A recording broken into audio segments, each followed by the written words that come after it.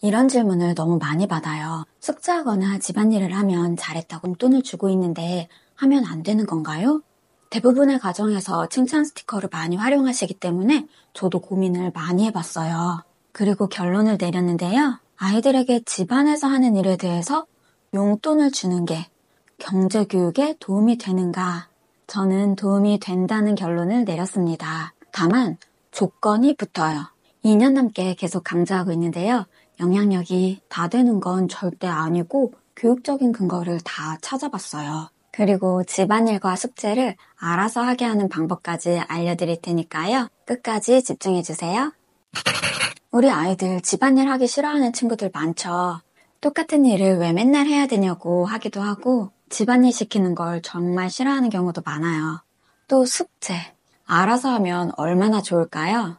학교 다녀오면 일단 쉬고 나서 한다고 그러고 나중에 한다고 미루다가 결국에는 못하게 되고 또 엄마하고 감정 싸움하고 후회하는 일이 발생하기도 해요. 그러다 보니 칭찬 스티커를 활용해야겠다라고 생각하고 칭찬 스티커를 모아서 용돈을 주시는 경우가 많은 것 같아요. 또 용돈 교육도 할 겸 많이 활용을 하고 계신데요. 사실 이런 것들은 경제교육이 아니고 행동 수정을 위해서 외적 보상, 즉 금전적인 보상을 주신 거예요. 용돈을 준다고 해서 돈이 관련되어 있다고 해서 다 경제교육은 아니에요. 이렇게 하다 보면 엄마 이거 하는 거 좀 도와줄래? 라고 했을 때 그거 하면 얼마 줄 건데? 하는 순간이 옵니다. 돈을 주지 않으면 하지 않는 순간이 오게 돼요.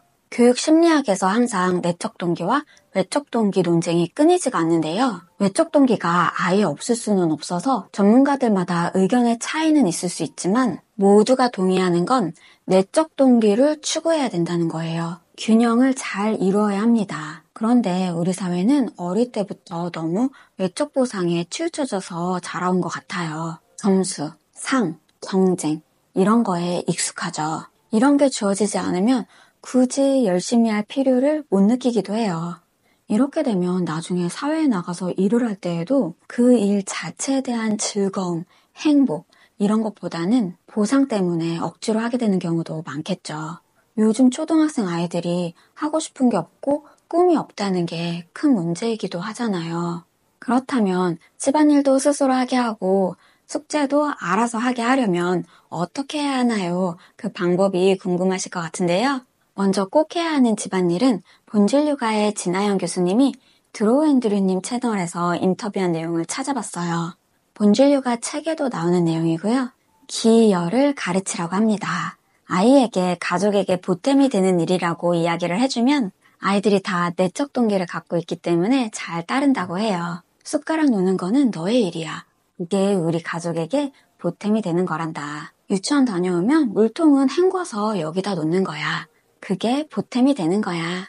이렇게 이야기하라고 합니다. 두 번째, 숙제나 공부를 알아서 하게 하는 방법은 이명주 박사님의 멘탈이 강한 아이가 결국 해냅니다 책에서 찾았어요. 학습력, 공부 정서를 좌우하는 결정적 시기가 초등학교 저학년까지이고 이때는 부모의 영향을 가장 많이 받는 시기죠. 집중력이 낮은 초등학교 저학년 시기에는 공부방에 혼자 두면 이것저것 만지거나 딴 생각을 할 수 있고요.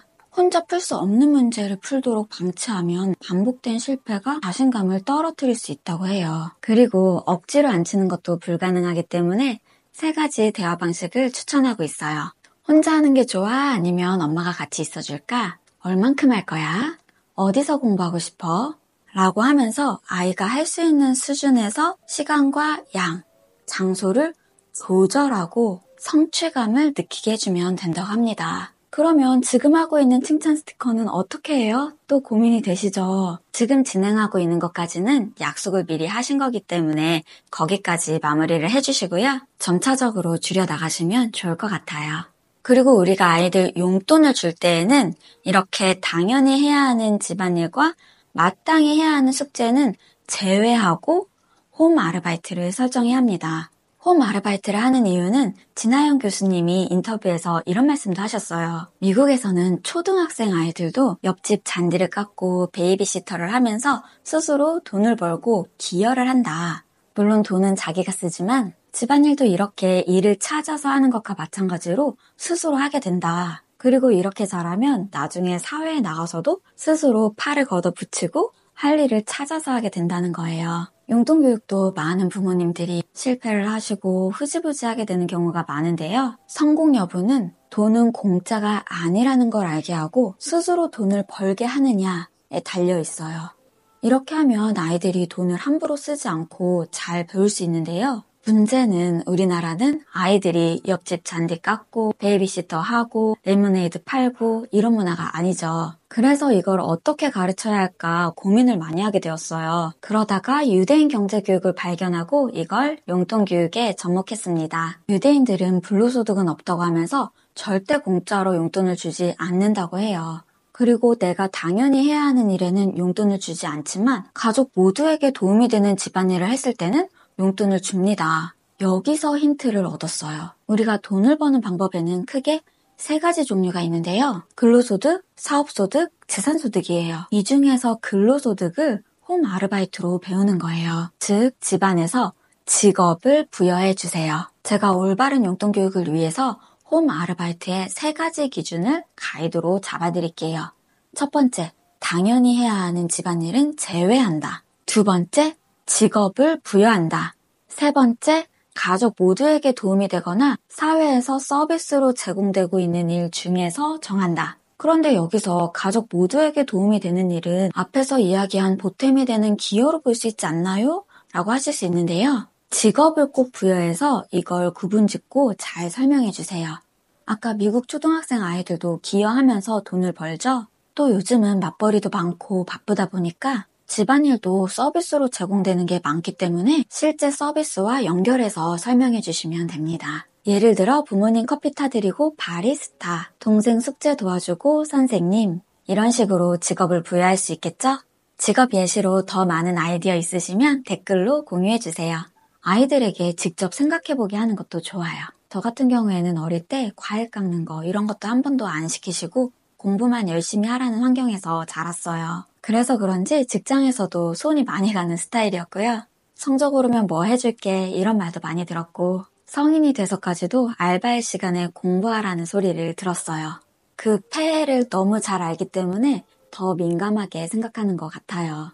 다행히 내적 동기가 강한 편이라 뒤늦게 좋아하는 일, 잘하는 일, 그리고 의미 있는 일을 찾아서 도전하고 있습니다. 경제학을 전공한 게 신의 한 수였던 것 같아요.